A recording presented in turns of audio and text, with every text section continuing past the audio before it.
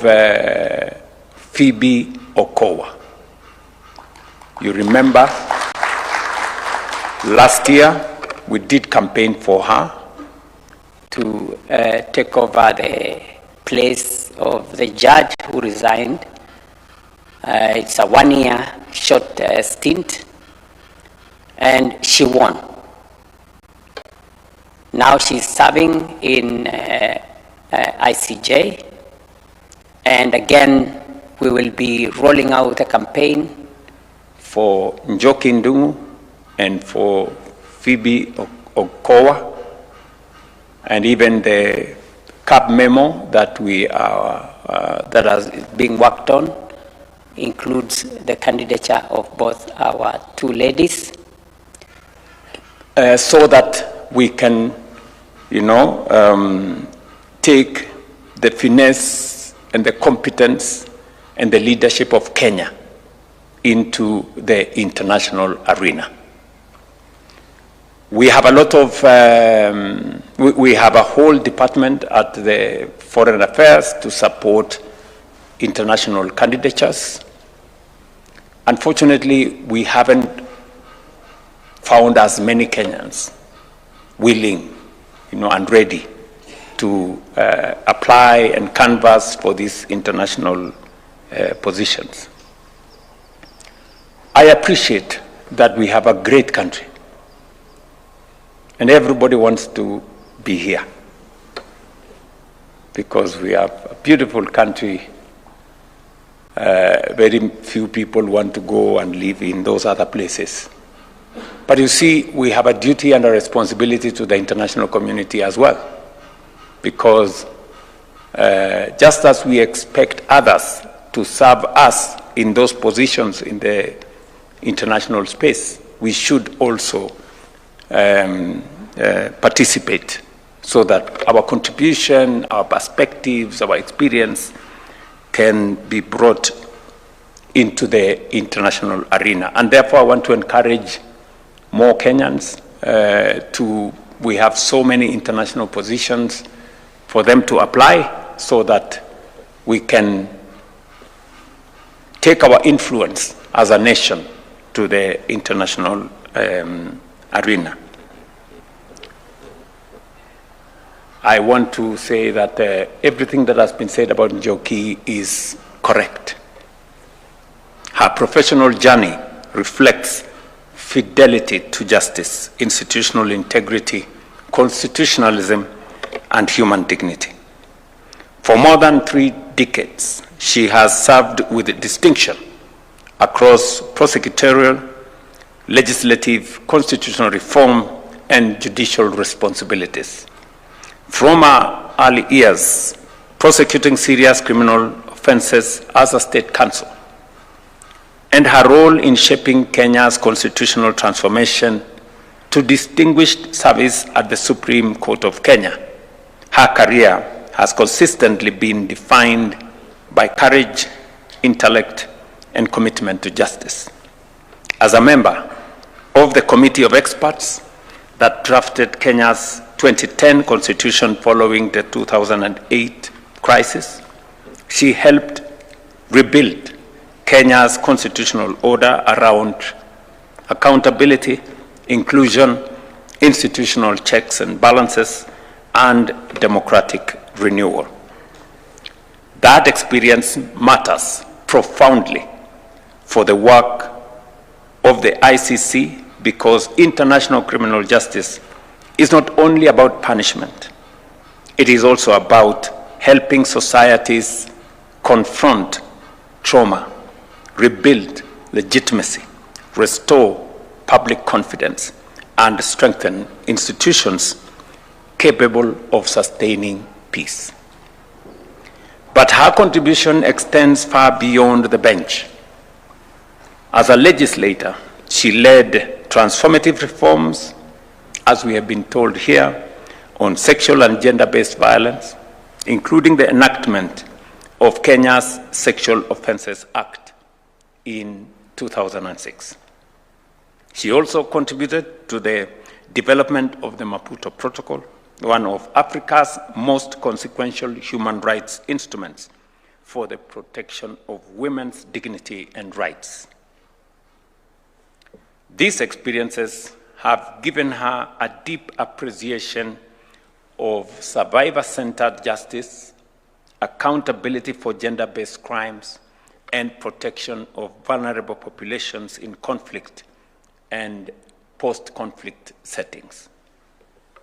Kenya, therefore, presents to the international community not simply a candidate with technical legal competence, but a jurist shaped by Africa's constitutional struggles, democratic transitions, human rights movements, and the experience of institutional rebuilding. Let me say one more thing.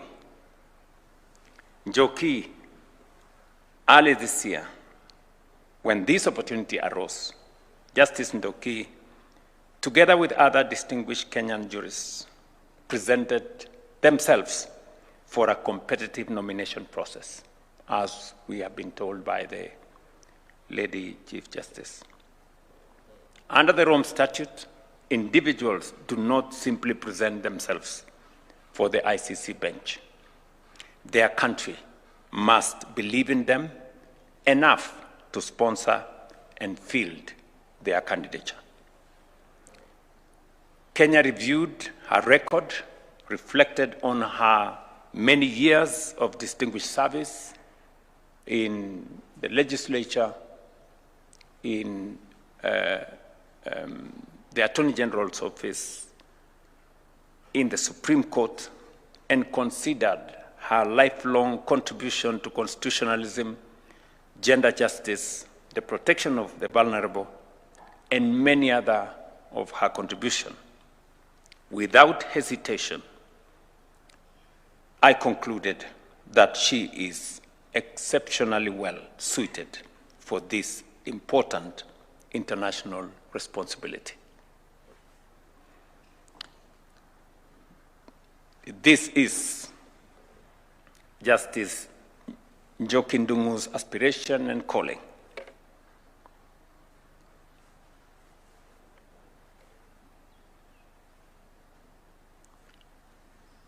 Kenya and Kenya's role is to ensure that the international community recognizes her immense value and benefits from her experience, integrity, and contribution to the advancement of justice. And I am very proudly here to not only endorse her candidature, but to also rally the government of Kenya and all our institutions to support her candidature, that of Phoebe Okowa, and to ask all of us, as has been said here ably, that this is not about a person. This is about a nation. Our candidature, that of Phoebe, is about Kenya. It's not about her.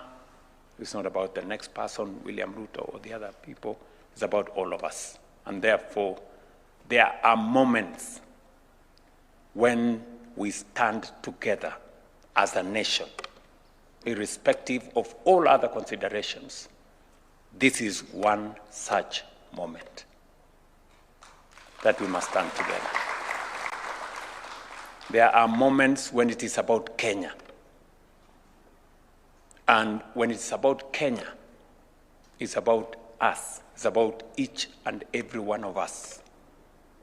I was very, very proud about Kenya being able to host serious international engagements.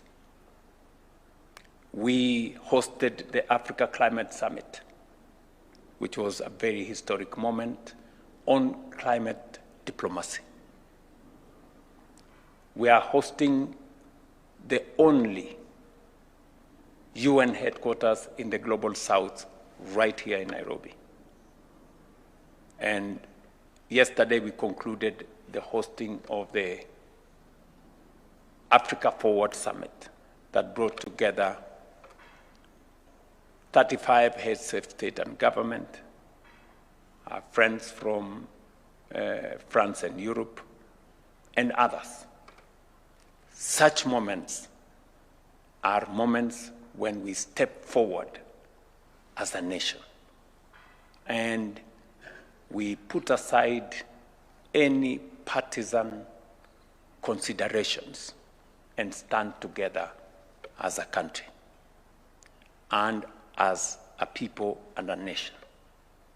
We must never adulterate such occasions. We need to stand together, and it is therefore my singular honor on behalf of the Republic of Kenya to respectfully invite state parties to the Rome Statute to support the candidature of Honorable Lady Justice Njoki Ndungu for election as judge of the International Criminal Court 2027-2036. I thank you.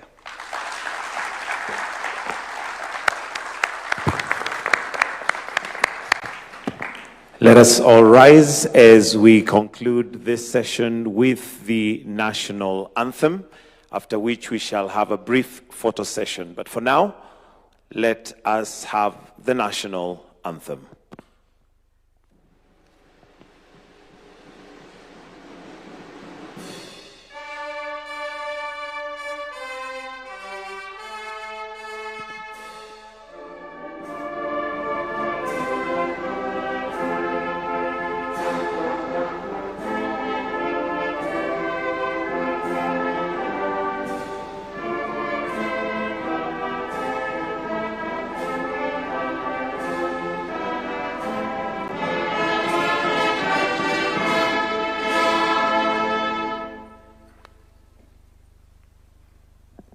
Thank you. Your Excellency, we seek your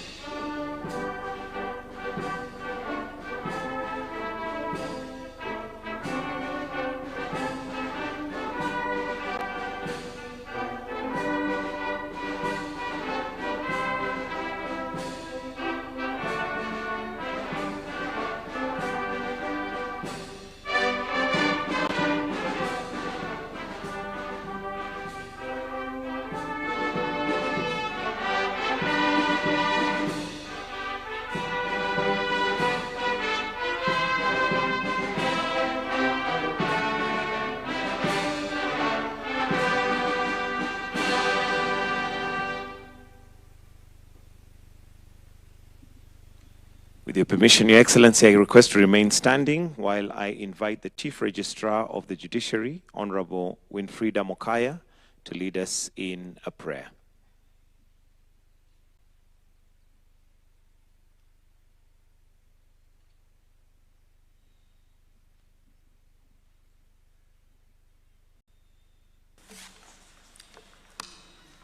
Your Excellency, the President of the Republic of Kenya, our Chief Justice, and all dignitaries present, let us believe and pray. Eternal, loving, and sovereign God, Father of all wisdom and ruler over the nations, we humble ourselves in your presence with grateful hearts on this historic day, acknowledging that all authority, purpose, and justice flow from you. We thank you for His Excellency, the President of the Republic of Kenya, whose discernment and bold leadership have brought us to this moment in time. We are grateful for the nomination of Justice Njoki Ndungu, Judge of the Supreme Court of Kenya, as a candidate for election to the International Criminal Court. Your word in Psalms chapter 75, verse 6, reminds us that promotion neither comes from the east, nor from the west, nor from the south, but from God, who is judge of all. We therefore commit this moment into your hands, trusting that every elevation, every honor, and every appointment is ordered by your sovereign will. Lord, we see your hand in Lady Justice Njoki's journey from her earliest years in the law to her distinguished service on the Supreme Court bench. Every judgment rendered and every principle defended has been part of your divine preparation for this day. Grant her the discernment of Solomon, the excellence of Daniel, and the courage of Deborah. As you open doors for Joseph before Pharaoh, open doors that no one can shut. May wisdom, grace, and integrity mark her words and actions so that through her service, the gravest crimes against humanity are confronted without impunity, the dignity of victims upheld, and the equal administration of international justice strengthened for all nations. We thank you for the great honor that you have bestowed upon our President and the people of Kenya to host world leaders and presidents from across the continent and beyond. And we pray, as we present our Kenyan candidate, that she may find favor in the hearts of all leaders, diplomats, including those who may be present with us, as they exercise their sovereign vote in the forthcoming elections. We pray for the leadership of this nation. Grant His Excellency the President continued wisdom and strength to lead Kenya with justice and vision. Bless all who serve in public office within the executive, parliament, and the judiciary, that they may be guided by truth, unity of purpose, and a commitment to serve without fear or favor. Bless and uphold our judiciary, led by our Chief Justice. May our judiciary remain a beacon of independence, integrity, and excellence, a pride to Kenya and a model to the continent.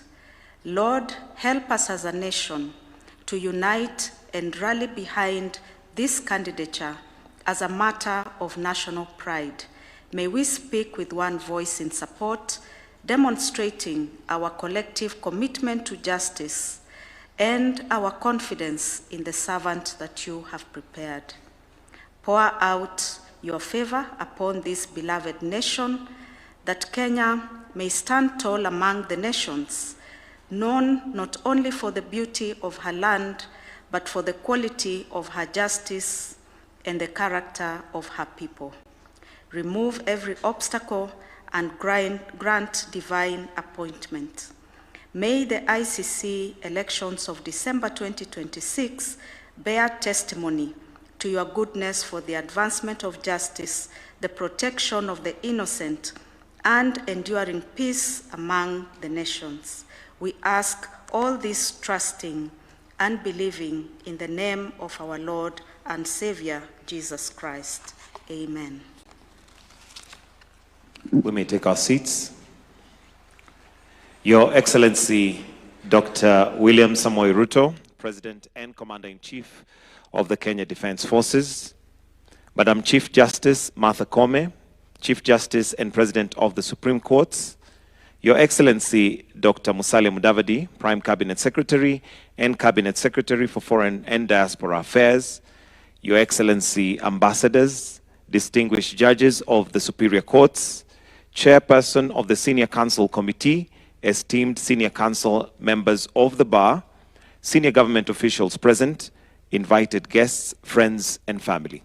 Your Excellency, at this point, allow me to usher in Principal Secretary for Foreign Affairs, Dr. Korir Sing'oei, who will run the program. Let's give him a clap as he approaches the stage. Welcome, sir.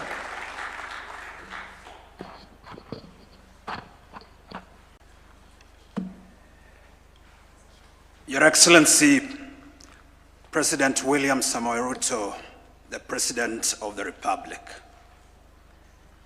Honorable Chief Justice, Honorable Justice Martha Koome, Prime Cabinet Secretary and Cabinet Secretary for Foreign and Diaspora Affairs, Dr. Musalia Mudavadi, the Attorney General of the Republic, Honorable Dorcas Oduor, members of the Judiciary, Cabinet Secretaries, distinguished members of the Diplomatic Corps, ladies and gentlemen. Your Excellency, it's my honor to welcome you and all of us here for the official launch of Kenya's candidature of Honorable Justice Njoki Ndungu for elections to the bench of the International Criminal Court for the year 2027-2036 term. This candidature reflects Kenya's enduring commitment to international justice, the rule of law, and strengthening of multilateral institutions. Excellency, Justice Ndungu'S distinguished judicial service, both nationally and regionally, together with her experience in the legislature, are all well known and well documented.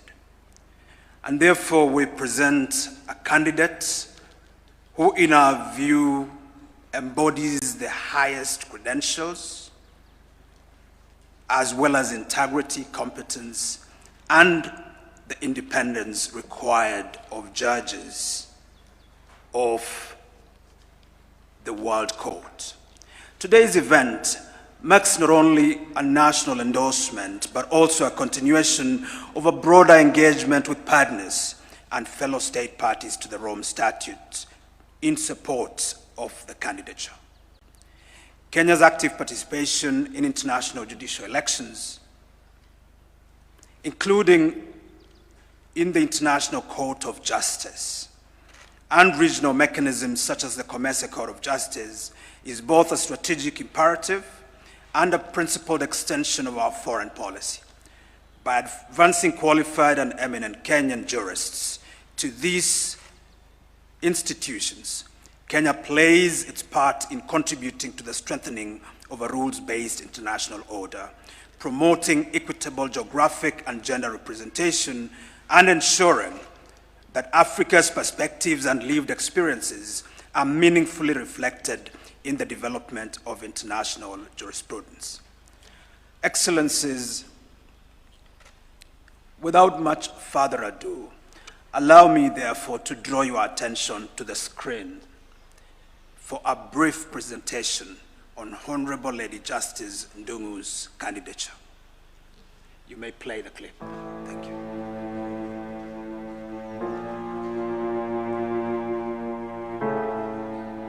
There are moments in history when humanity must choose justice over impunity, when the world must affirm that dignity, accountability, and the rule of law are not ideals for a few nations, but universal principles for all people. At such moments, the International Criminal Court stands as a guardian of humanity's conscience. And from Kenya emerges a jurist whose life's work has been dedicated to that very cause, Lady Justice Njoki Ndungu, a judge of the Supreme Court of Kenya, a defender of human rights, a constitutional reformer, a legislator, and one of Africa's most distinguished voices on gender justice and international law. My focus has been on the safety of women, and it has been informed by my own experience. And I wanted to give that voice to other women and girls. It's something that I still do today. And I think that leadership is about doing things when you feel that it is right. For over 3 decades, Justice Njoki has worked across national, regional, and international institutions to advance justice, accountability, and human dignity. Unchecked and unbridled episodes of violence are a sure recipe for the disintegration of a nation and the destruction of a constitutional order. This court stands not for lending legitimacy to any acts of violence as a device for settling disagreements. As a criminal prosecutor, she handled serious criminal cases and championed due process and fair trial rights. As a Member of Parliament, she became the architect of Kenya's landmark Sexual Offences Act, transforming legal protection for survivors of sexual and gender-based violence, setting a powerful precedent for reform across Africa. At the African Union, she played a leadership role in developing the protocol to the African Charter on Human and People's Rights on the Rights of Women in Africa, the historic Maputo Protocol, one of the most influential human rights instruments on the African continent. Through her work with the United Nations, regional institutions, and refugee protection agencies, she has engaged directly with issues of conflict, displacement, sexual violence, peace building, and reconciliation. She understands that justice is not only about punishment, it is also about restoring dignity to victims, rebuilding trust in institutions, and strengthening peace in societies emerging from conflict. At the Supreme Court of Kenya, Justice Njoki has contributed to jurisprudence grounded in judicial independence, human dignity, fairness, and constitutionalism. We are discussing how we can increase the space for judicial independence, what lessons we have learned, and where we are going with this. Her vision for the International Criminal Court is clear. A court that is independent, victim-centered, efficient, gender-responsive, and firmly anchored in integrity and the rule of law. A court that commands legitimacy through principled and courageous judicial decision-making. A court that reflects the diversity of legal traditions and lived realities across the world. The court has rendered its judgment by a majority. I am, however, of a different opinion. At the heart of democracy are the people who will constitute the strand of governance that we have chosen as a country. A court that strengthens accountability while safeguarding due process and fair trial rights. Kenya is proud to present Lady Justice Njoki as its candidate for election as judge of the International Criminal Court for the term 2027-2036, a jurist shaped by courage, a champion of human rights, a voice for victims, and a judge committed to justice for humanity.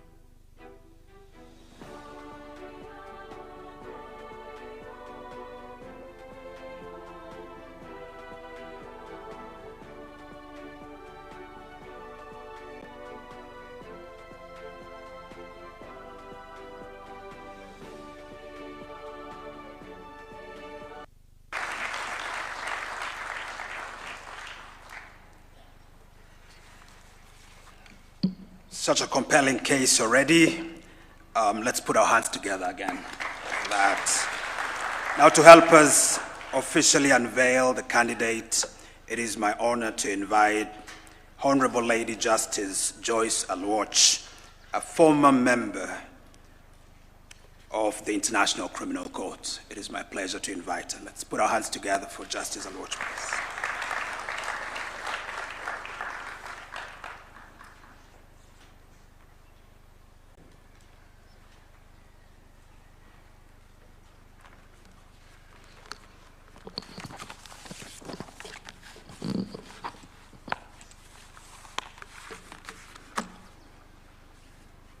Your Excellency,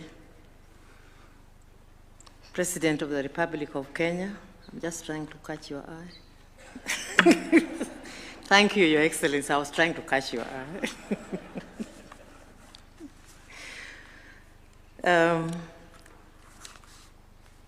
The Honorable the Chief Justice, I have caught your eye already, yes.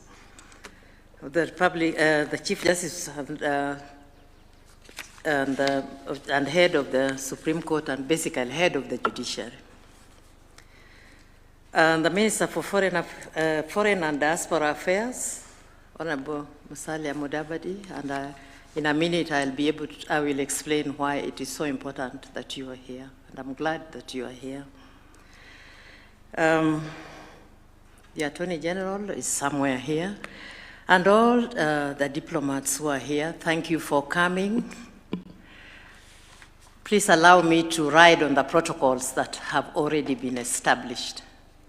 But I particularly want to mention the Principal Secretary, Dr. Abraham Korir Singoye, because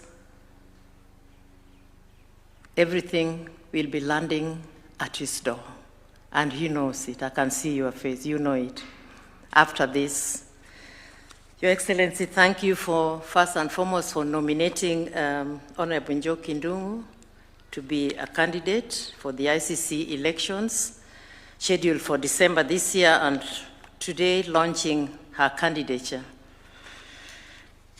How many years ago was it that I went through this exercise? I went through an exercise of nomination, and my election to the International Criminal Court was on the 20th of January 2009. I can't forget that date because the same day President Obama was taking oath of office in Washington, D.C., and our elections were in New York. So I have that reason to remember always. Now, the Ministry of Foreign Affairs is absolutely critical in this whole exercise, as they will literally take over after today's launch and continue with the campaign, and that's why I mentioned the Principal Secretary. And I'm just remembering what I went through. That's how many years ago? 2009 to today, 2026. Any arithmetic? Quick. Yes. Now, just for record purposes, and I think this is important, just for record purposes, we shall be looking for votes, because election, you're looking for votes, isn't it? From 125 countries who are state parties to the Rome Statute. This is the Rome Statute that created the International Criminal Court. And to date, there are 125 countries. Those are the votes we are going to look for. Out of that, 33 are African nations. By the time I was going for elections, there were 108 state parties to the Rome Statute. It has developed, isn't it? And that's why we have 125 state parties to the Rome Statute. Out of that, I said 33 African nations, Latin American, 28 states, Eastern Europe, 20 states, Western Europe and other countries, 25 states, and Asia Pacific, 19 states. These are the votes we are going to look for. 125. We have a candidate that can get all that. Now, I will not talk about those who have just signed. I'm talking about those states who have ratified the Rome Statute, 125. And with East Africa, of course, I will not talk about other countries that have since stepped down. Now, this scenario, Honorable Your Excellency, this scenario is very different from the scenario we have at the United Nations. We also have a candidate as a country for the civil court. They call it the World Court. At The Hague, they call it the World Court. I can't explain why it's called the World Court. There are 193 countries that are eligible to vote for Judge Dr. Phoebe, but for ICC, 125. That's the difference between the two courts, International Court of Justice and International Criminal Court. These two courts are different. And you can even see the member states are different. But for today, we want the 125 votes for our candidates because we have a special candidate.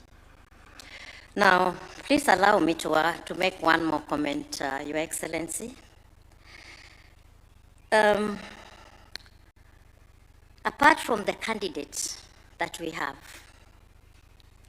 state parties and this happened, and I saw this in New York in 2009, state parties also critically examine the country the candidate is coming from. In New York, There's a big hall like this one, and different embassies sit with their candidate in that corner, that corner, that corner, that corner, different corners. That's the process of the campaign that my sister Njoki is going to go through. And they look beyond the candidate that they have with them, and they are looking at the country. Fortunately, by the time that, first and foremost, Your Excellency, the successful African Forum Summit that has just ended, that's a big plus for our candidate. Very big plus. Thank you. And as we move forward, there will be, because that time, the only person who is probably with the candidate at that time, if I recall, is the ambassador, or if the ambassador is not there for the day, it will be the legal officer from the mission, the Kenya Embassy, Kenya mission. And at that time, whoever was with me all the time, she's now the ambassador in Germany, Kenya's ambassador in Germany. At the time, she was the legal officer in the embassy. Now, Your Excellency, because they are going to begin looking beyond the candidate and beginning to say, okay, you're a candidate, we've seen your profile, but A, B, C, D, how can we trust you? Your country is doing A, B, C, D. So it is important, Your Excellency, that we talk about peace building, mediation and peace building to take us forward. I'm saying this because personally I'm a certified international mediator and a peace builder. And I saw that worked very well for 2 years when I was in South Sudan, reforming the judiciary of South Sudan. Peace building helped a lot.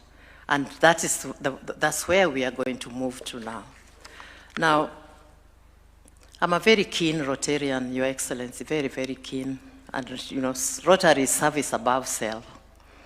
And very soon, on the 4th of July, I'll be installed as the president of the oldest Rotary club in this country.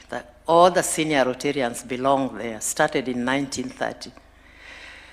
And my motto is peace. And I especially want to work with the younger generation mentorship. And they are called Rotaractors. The younger generation are Rotaractors. Basically, they are Gen Zs. That's the name that they are Gen Zs. So if we can get them in order, if we can mentor them, and that is my motto for the next 1 year, mentor them.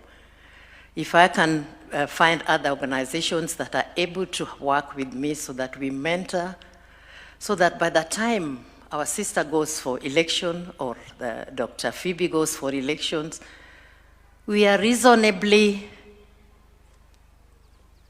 people that the world can trust. Because sometimes our younger generation, our Gen Zs, they are misused, they are cheated, So I'm preaching peace building and peace everywhere so that we have a very good candidate. There is no reason, I've told my sister, Justice Njoki, there is no reason why she cannot win these elections. I give her little tips here and there, and I told her, you have to win, and you have to do better than what I did.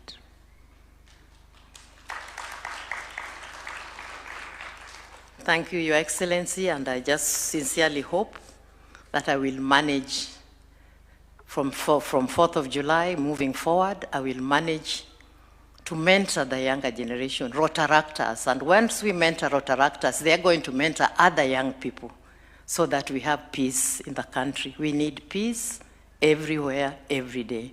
Thank you very much.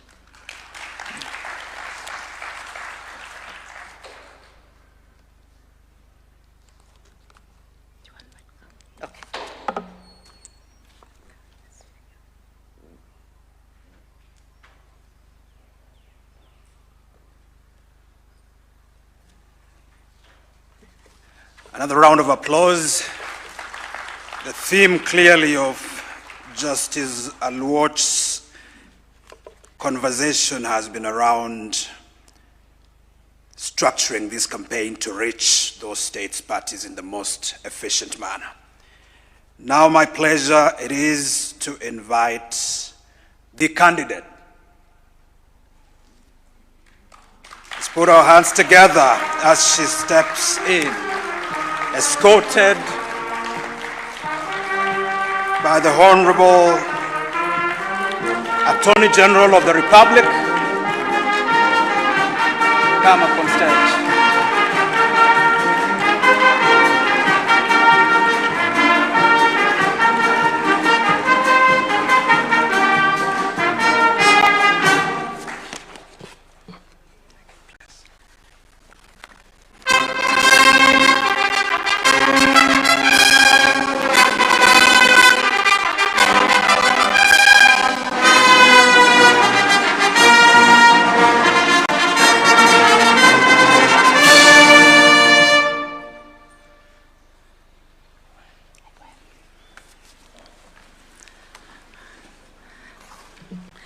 Your Excellency, the President of the Republic of Kenya, His Excellency William Samoei Ruto,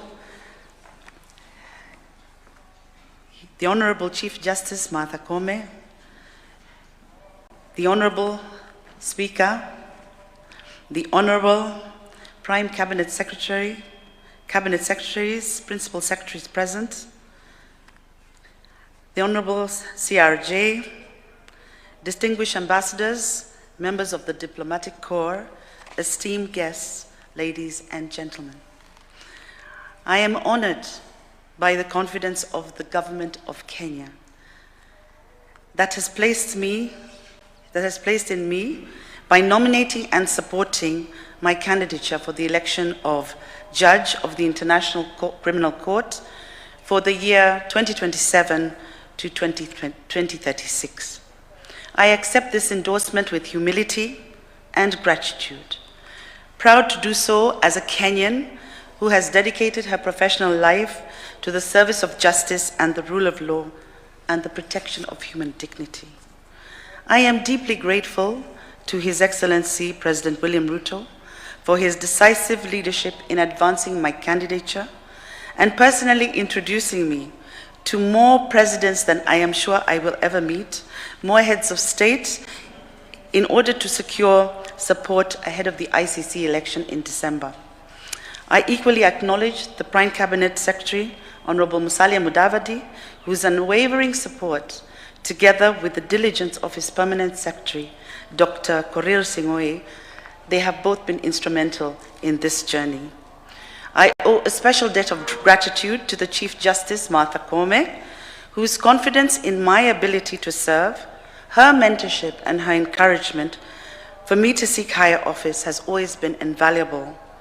The same gratitude I wish to extend to my elder sister, Ambassador Ida Odinga, and to Justice Joyce Aluot for ever encouraging me in my career development and personal life. As you are aware, the International Criminal Court was established to adjudicate the gravest of crimes under international criminal law and possibly act as a deterrent against these crimes. Yet, the geopolitical challenges of today continue to test its mandate. The world is still witnessing systematic violations of human rights, crimes against humanity, and conflicts that destabilize societies. Faced with these realities, the International Criminal Court requires judges that fiercely defend judicial independence to ensure that the court is not used as political theater, but remains firmly anchored in the Rome Statute.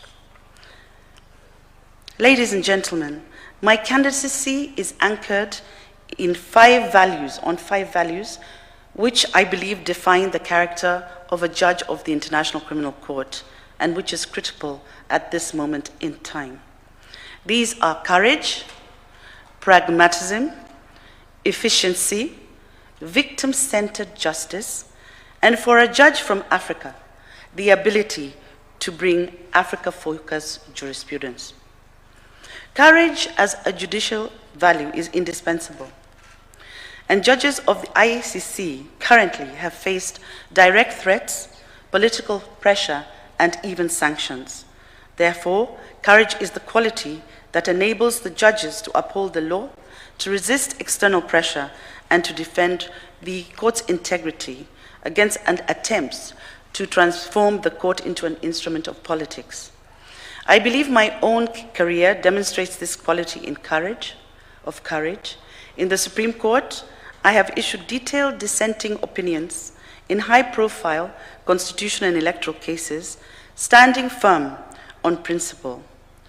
These dissents have been widely discussed in legal scholarship and public discourse for their emphasis on constitutional interpretation and the protection of human rights. Beyond the bench, my past work as a legislator required a courage of a different kind, finding ways to deal with conflict, negotiating across divides, and crafting laws and policies that provide for gender justice, including the Sexual Offences Act, the maternity and paternity benefits, and in the African Union, working on the Maputo Protocol on Women's Rights. The second value which is most important to a judge of the ICC is pragmatism, which means balancing ideals with realities, ensuring that justice is principled, workable, and trusted by those it serves. By crafting solutions that respond to specific needs of member states, ensuring accountability, and strengthening domestic institutions so that justice is not perpetually outsourced to the ICC. My career has been shaped by institutions where the law meets life, in civil society, at the African Union, the United Nations, in the National Parliament, at the Pan-African Parliament, at the committee of experts that drafted the Constitution of Kenya, and in the Judiciary, where I have learned the importance of being pragmatic. My vision, therefore, for the ICC is about grounding ideals in lived realities, ensuring that the ICC serves not only as a court of last resort, but also as a partner in building resilient national systems of justice, a court that applies legal principles equally across all the regions of the world.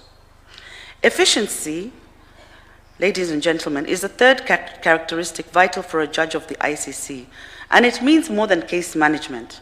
It means integrating modern systems, streamlining investigations, accelerating hearings, and to reduce the time victims have to wait for justice. As a former criminal prosecutor, working under the Director of Public Prosecutions in the AG's office, and as a judge of a collegial court, I have worked to ensure consistency in the application of rules, to run a court effectively, and to manage hearings in a way that prevents delays. This experience has taught me that efficiency is about structure, discipline, and foresight, and it is this experience that I will also bring to the ICC.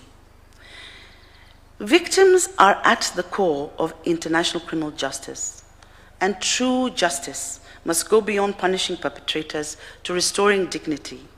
A victim-centered approach requires institutions that are safe, inclusive, and responsive, places where survivors can participate meaningfully, having their voices heard and see their rights protected. Equality of the law must be matched by equality in access to justice, ensuring that the victims are not sidelined by procedure or delay. My professional journey has always been victim-centered. At the United Nations High Commissioner for Refugees, I work directly with refugees and asylum seekers and displaced communities whose lives had been shattered by conflict. And at the African Union, I witnessed the devastating consequences of violence on fragile societies. My work on sexual and gender-based violence began then, while doing protection work for refugees, and I've continued this work through the legislation, such as the Sexual Offences Act, through case law, and through institution building in all the places that I have worked. For the International Criminal Court, the urgency of victim-centered justice is clear. Communities devastated by conflict often wait years for reparations, and prolonged trials erode faith in international justice. A credible ICC, therefore, must prioritize timely redress, strengthen the trust fund for victims, and ensure equitable support where the need is greatest. Finally, ladies and gentlemen, a judge from Africa must bring an African perspective.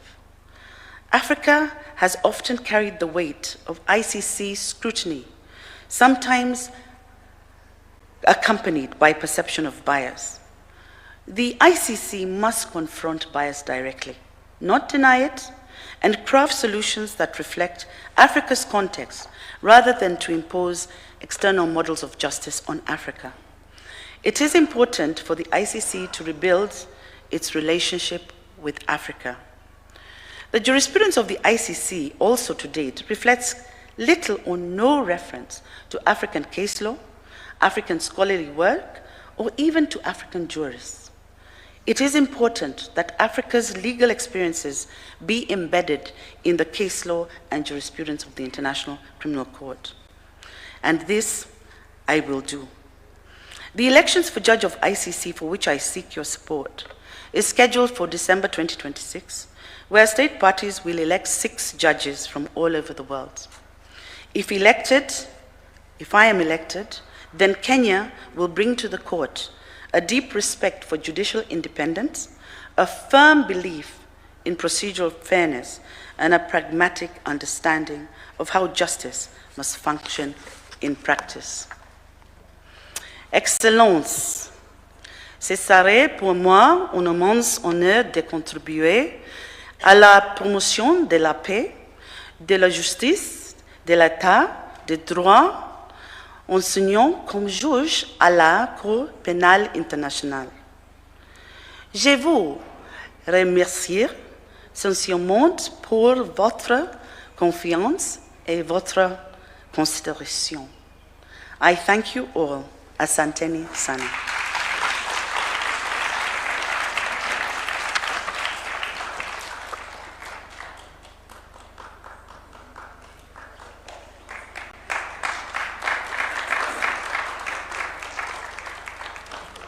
Impeccable judicial credentials and a multilingual jurist as well. Another round of applause to our candidate. I think we do have an extremely compelling candidate. Makes our work at the Foreign Office a little less painful.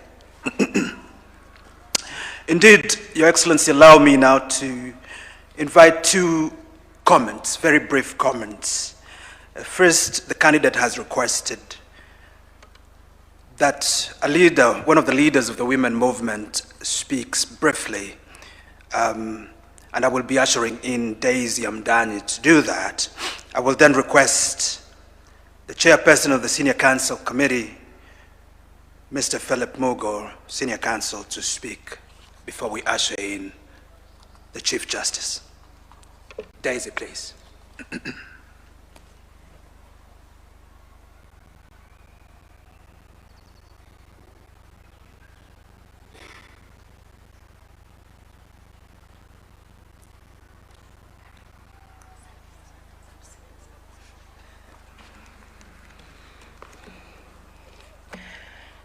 Your Excellency, Dr. William Samoei Ruto, the Honorable Chief Justice, Lady Justice Martha Koome, the Honorable Prime Cabinet Secretary, Musalia Mudavadi, the Honorable Attorney General, distinguished guests, Excellencies, ladies and gentlemen. I'm really not known for being nervous, but this was an ambush. It is a great honor for me to stand here to celebrate my friend, sister from another mother, mentor, very distinguished Kenyan, Lady Justice Njoki Ndungu. And I really want to appreciate, on behalf of her friends and even the women's movement, the endorsement that Kenya, the government of Kenya, and Your Excellency have given to her candidature. Now, everybody has spoken about Lady Justice's distinguished and illustrious career, which is so. But I want to speak on a personal level, because I have known Njoki for years. We have come a long way from our girlhood, let's say girlhood, from those days. And I have watched her from when she was a state council. And I will say this about her. And this is not flattery. This is really about the person that we are here to celebrate her candidature. Njoki is a person of courage and conviction. She is not afraid to take a stand when a stand needs to be taken. I recall even when she was state council, she had the audacity to actually take a stand against a particular view, which got her into quite a bit of trouble. But she said that it was against the administration of justice. Njoki Ndungu, as she has climbed, I will tell you that she is also a very strategic thinker and organizer. When she was a member of parliament and working on the Sexual Offences Act, it took a lot of convincing because there was a lot of resistance. The male members of parliament, I remember even one of them said, because at that time Jacob Zuma was being tried in South Africa for sex crime, and they said this is the law that they want to bring so that they can take us the Zuma way. And so Njoki helped devise a strategy, called in civil society, and devised a strategy, mapping, identifying the resistance, and adopting a message. And we adopted members of parliament. She got some of the most conservative men to be the ones to support the sexual offences bill at that time, and it passed. And when you think about where we are coming from and the traditional character, you understand that it took a lot of strategy to be able to pull that off. As Njoki has risen through the ranks, she has not become too big to engage. I will tell you that even as a Supreme Court judge, as civil society, when we have needed assistance, there was a time that there was a proposal to lower the age of sexual consent from 18 to 16 years old. And there was panic about what that entailed and what that meant for women and girls in Kenya. Njoki was happy to support us. She took off her robes and she would come to the office and sit.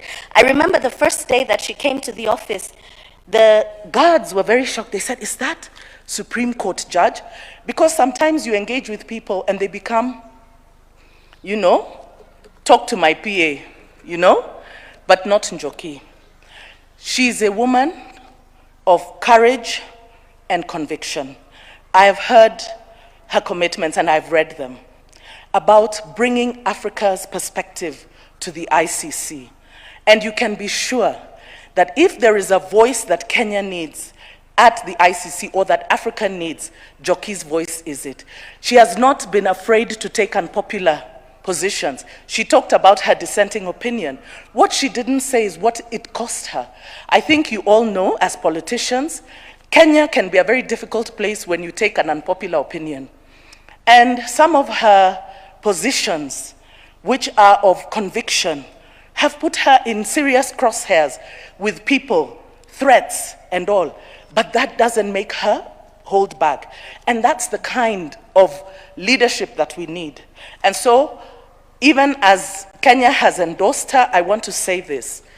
I also commit to rallying civil society because I know that part of the ICC process will be a Congress of CSOs, civil society.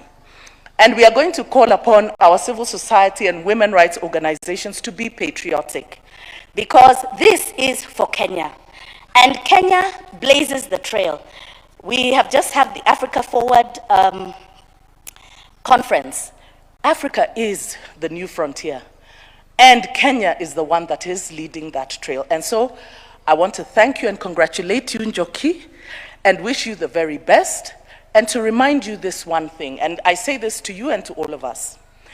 There is a lady who said that each one of us is a voice that God speaks into a generation, meaning that each one of us carries a certain mandate that only we can execute in this lifetime.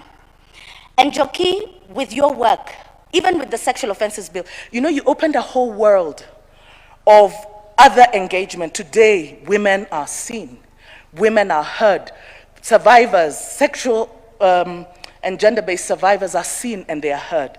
They are not ignored. Our government hears, we have judicial processes for voices that were silent before. I believe you are a voice, a very clear voice that needs to speak now on the international stage. And so we will pray for the favor of Yahweh. I like the prayer that you prayed. Indeed, except Yahweh builds a house, they labor in vain that build it. You have a serious political organizer supporting you because, Mr. President, you have never lost an election and we don't plan to lose this one. So you must make sure we don't lose this one. We are firmly behind you.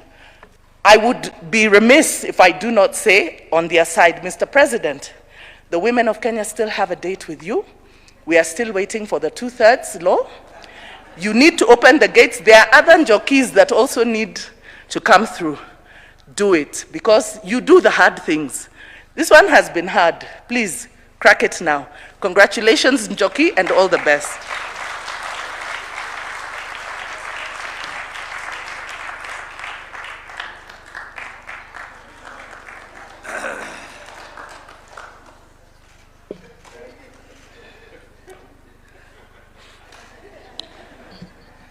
It's for a good reason, Your Excellency, that it takes a while to give a mic to somebody like Daisy Amdani, but certainly it was extremely timely. Senior Counsel Philip Mugo, you have the floor, sir, please.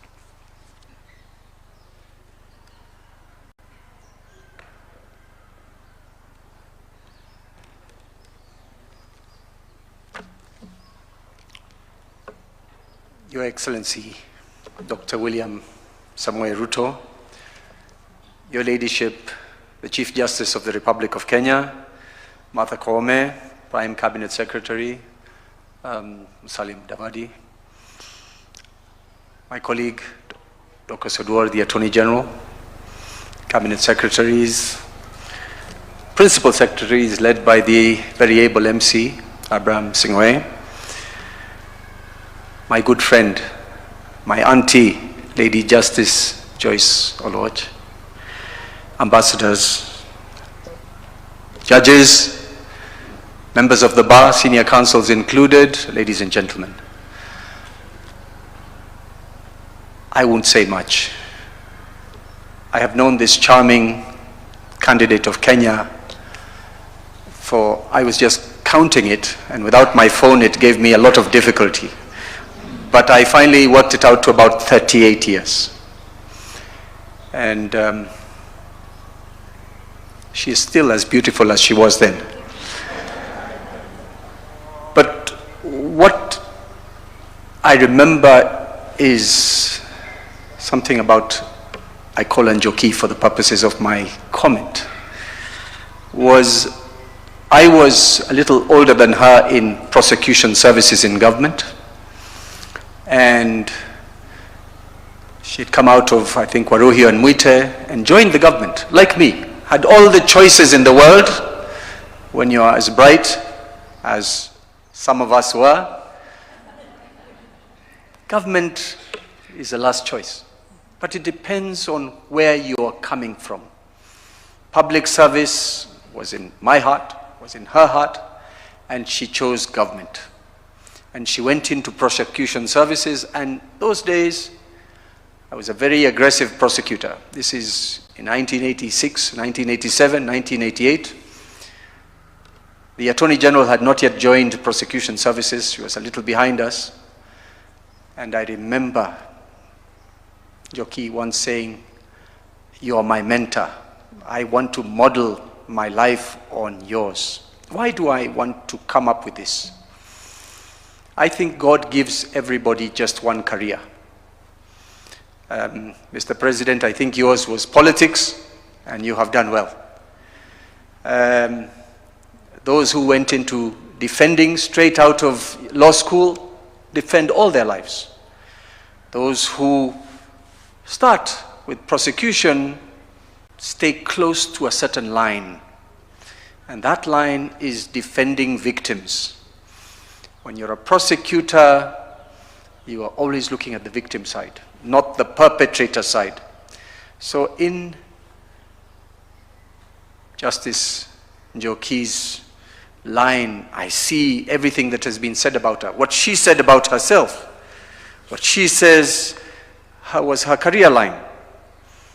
She went into prosecution, went into civil society, went into politics, ended up in the Supreme Court, but her original line was prosecution. And when I listened to her today, the most passion was evident when she discussed defending victims and bringing justice to those who are defiled and those who are wronged and those who are killed and so on. So what I see today is a natural career progression. I must say, Justice Njoki, I wondered why you were hanging around in the Supreme Court for so long. After 13 years, what more can you be doing? You've seen it all. You've adjudicated upon it all. You now must go back to your life's passion, which is criminal justice, and in this case, international criminal justice. You're going there. I look at your CV, I look at your career. You are more than qualified. I don't want to say overqualified, because an interviewer says, then they won't give you the job. You are more than qualified. On our part, and I speak today on behalf of not only the Senior Counsel Bar that I chair, but on behalf of the legal fraternity, law society included, we fully endorse, we fully support your candidature.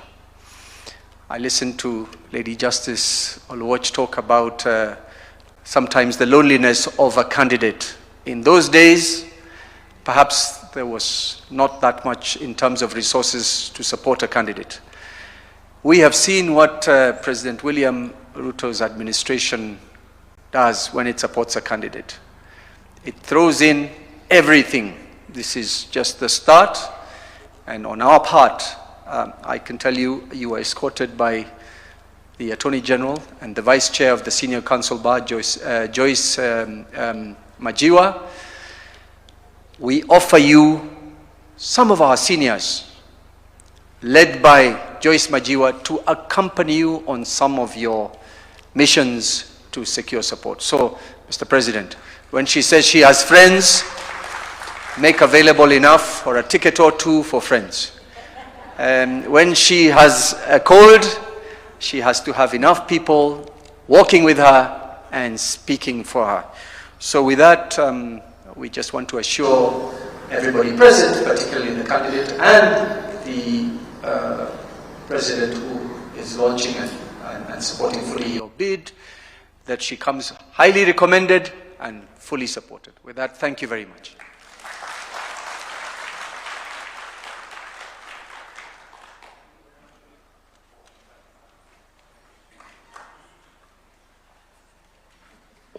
Thank you very much, Senior Counsel Murgor, for your advice and for the ringing endorsement to the candidate. It's now my profound honor to welcome the Chief Justice and President of the Supreme Court of the Republic, Honorable Justice Martha Koome. Let's put our hands together.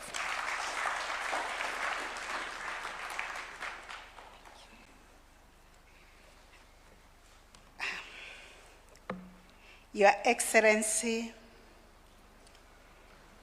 Dr. William Samuel Ruto, the President and Commander-in-Chief of the Kenya Defense Forces, the Honorable Prime Cabinet Secretary and Cabinet Secretary for Foreign and Diaspora Affairs, Honorable Lady Justice Njoki Ndungu, our candidate who is being unveiled today, all the Cabinet Secretaries, Principal Secretaries, Honorable Judges, members of the Bar, read by the President of the Senior Council Bar, Excellency Ambassadors and members of the Diplomatic Corps, our very distinguished guests this afternoon, good afternoon. On behalf of the Judiciary and the Judicial Service Commission, I express our deep appreciation to His Excellency the President and the Government of the Republic of Kenya for the confidence and support extended to the candidature of the Honorable Lady Justice Njoki Ndungu for election as Judge of the International Criminal Court for the 2027-2036 term. We are equally grateful to the Ministry of Foreign and Diaspora Affairs. We are also grateful to the Kenya Diplomatic Corps and all the state institutions that have embraced this candidature as a matter of national importance. Kenya's nomination of Honorable Lady Justice Njoki Ndungu is the outcome of a very deliberate, consultative, and merit-based national process. This nomination is informed by Kenya's prior contribution to the court, including the very distinguished service that was rendered to the court by the Honorable Lady Justice Joyce Arwoch, who served as a judge of the ICC from 2009 to 2018. Notably, it has also been informed by the lessons of previous candidature cycles. I want to mention that Kenya considered putting forward a candidate in 2022, but considered deferring that decision and the candidature for 2022, allowing the Ministry of Foreign and Diaspora Affairs to work in consultation with the Office of the President and the Judiciary so that we could have sufficient time for reflection, for diplomatic alignment, and preparation of a stronger and more coordinated national effort. And I want to say the time is now.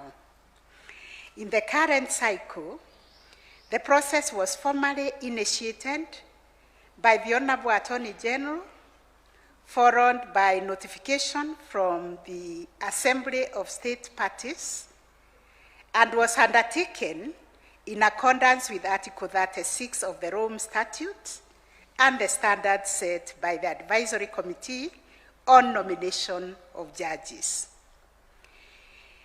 When that process was started and transmitted to the Judiciary invited expressions of interest from all judges of the superior courts, subjected the applications to rigorous evaluation by the Judicial Service Commission, and transmitted the 3 recommended candidates for consideration by His Excellency the President. It is upon the conclusion of this transparent and competitive process that His Excellency the President nominated Honorable Lady Justice Njoki Ndungu, CBS, Fellow of Saturn Institute Arbitrators, Judge of the Supreme Court of Kenya, as Kenya's candidate for election to the International Criminal Court. I want to emphasize that Justice Njoki put in her own application for nomination. The nomination was made in good time within the official nomination window, enabling Kenya to mount a well-prepared, well-coordinated, and nationally supported campaign. Your Excellency, this moment affirms an important truth that the judiciary is not only a domestic institution of justice, but also a very strategic national asset in Kenya's international profile. Around the world, nations are increasingly judged by the strength of their institutions, the independence of their courts, and the credibility of their commitment to the rule of law. In that regard, the Kenya Judiciary is our country's foremost defender of constitutionalism, human rights, democratic accountability, and institutional integrity. This standing has earned Kenya reverence both at home and abroad. It has also made our judiciary an exceptional training ground for judges who understand that justice must be principled, courageous, independent, and outlive the context within which we live. As a matter of fact, because Justice Arwoch mentioned peace building, Your Excellency, on 19th June, we are hosting as Kenya a forum of Africa Chief Justices, where we are discussing alternative justice resolution, because this is the mode of justice delivery that resonates with our African people. And we are showcasing the work we have done to organize communities into NJS forums, what we call ukumbis, to discuss, and where they have been discussing their problems and resolving problems and building harmony within communities. We are showcasing this to the whole of Africa continent, and Kenya is taking the lead, including profiling our Nairobi Center for Dispute Resolution as a forum where disputes can be resolved instead of the continent traveling to Asia, traveling to Middle East, or traveling to London to resolve disputes. Nairobi is a hub, a center of dispute resolution. So Kenya's judicial tradition is increasingly defined by bold and transformative jurisprudence. Jurisprudence that embraces African realities, Pan-African constitutionalism, indigenous justice systems, human dignity, equality, and a deep understanding of international human rights. This is the foundation from which Kenya presents Honorable Lady Justice Njoki to the international community.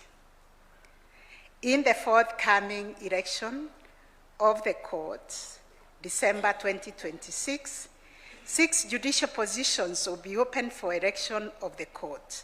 Of these, 2 positions must be filled by candidates from the African continent.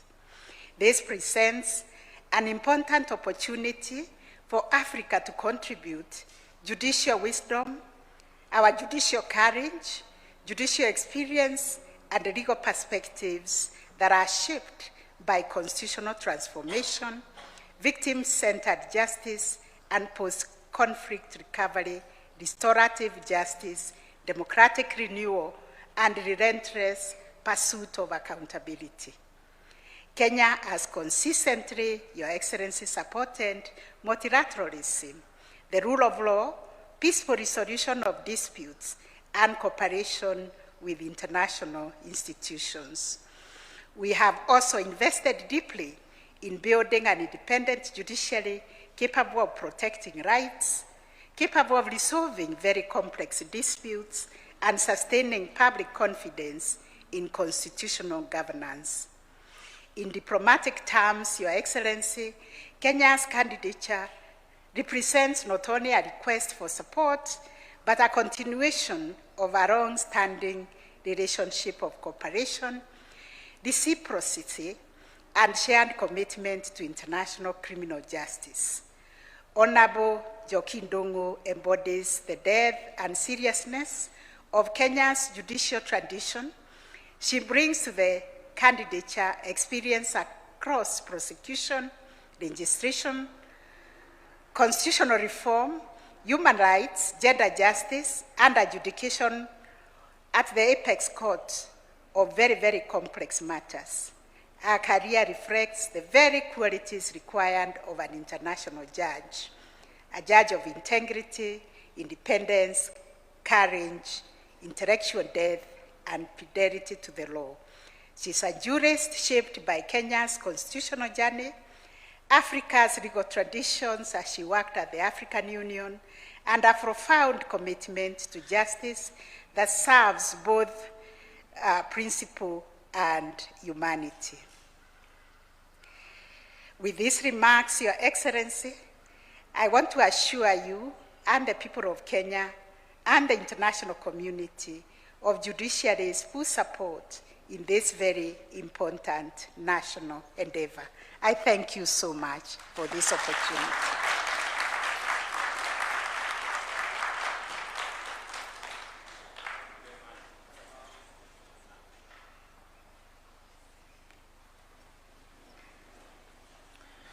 Thank you, Chief Justice, for your remarks.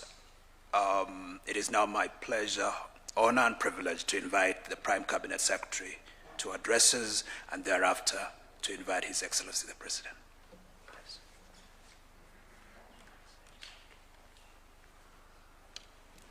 Your Excellency, the President of the Republic of Kenya, Honorable William Samoei Ruto, the Chief Justice and President of the Supreme Court, Lady Justice Martha Koome, Justice Ndungu, colleagues.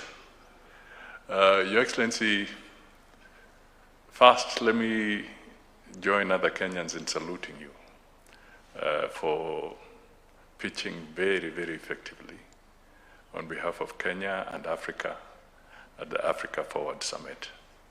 It was indeed an event of great significance and consequence. So we really appreciate that you did what you did yesterday and the few days that were to it. Secondly, Your Excellency, to also say that we appreciate because another significant event took place. You did the groundbreaking for the United Nations expansion, where the UN is going to spend $340 million to make Nairobi a true hub for international relations in the global south. And on that note, let me acknowledge Ambassador Cornell, Gary Cornell, who is with us here, former Prime Minister of Haiti, and also one of the top people, and including Madam Ida. Thank you for being with us at this gathering. At the Forward Summit, one of the issues that came up under the peace and security conversation, just to pick up from where Justice Aloch mentioned, was the misuse of the veto to suppress matters to do with genocide or victims against humanity and so forth. And this came up as a very, very topical issue. I bring it up because that is exactly where you're headed, Lady Justice. And the President and his colleague Macron chaired the session around this conversation. But now let me very quickly say this. When the President got communication, he was at the forefront in endorsing the nomination. He actually went ahead of bureaucracy and gave us direction and told us it is so decided. So we did what we had to do. We have all signed the cabinet memo because bureaucracy is now chasing the decision. I have signed it as Foreign Affairs.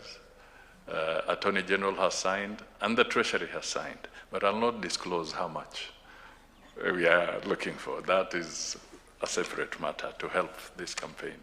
So I just want to say that the government is fully aligned and the President has made it very clear that we have to go flat out to support your candidacy for the ICC. The other thing that I would just want to flag is that I can attest to the fact that His Excellency has already left the blocks, because he has already pitched and canvassed with quite a number of nations already. So he's not waiting, he's moving. The final thing is really to speak to Kenyans, Your Excellency, because under Foreign Affairs, there's a division on candidacies, where we are able to rally talented Kenyans, deserving Kenyans, competent Kenyans to some of these international assignments.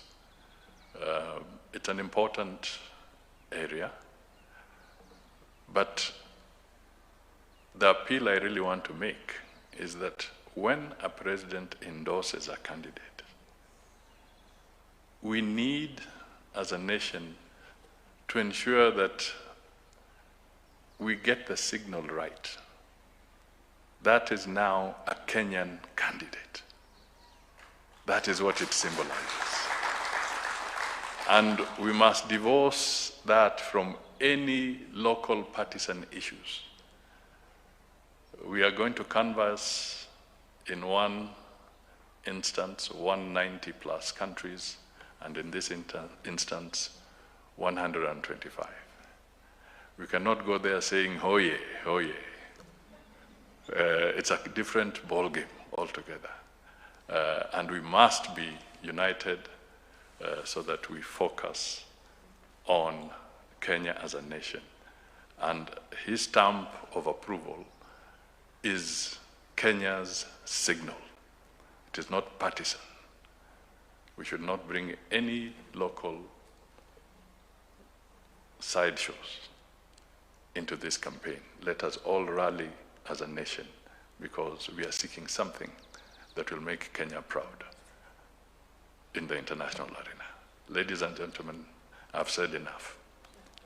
It is now my singular honor to ask us to be uprising so that we can invite His Excellency the President to formally launch our candidate, Kenya's candidate. Asante sana, Your Excellency.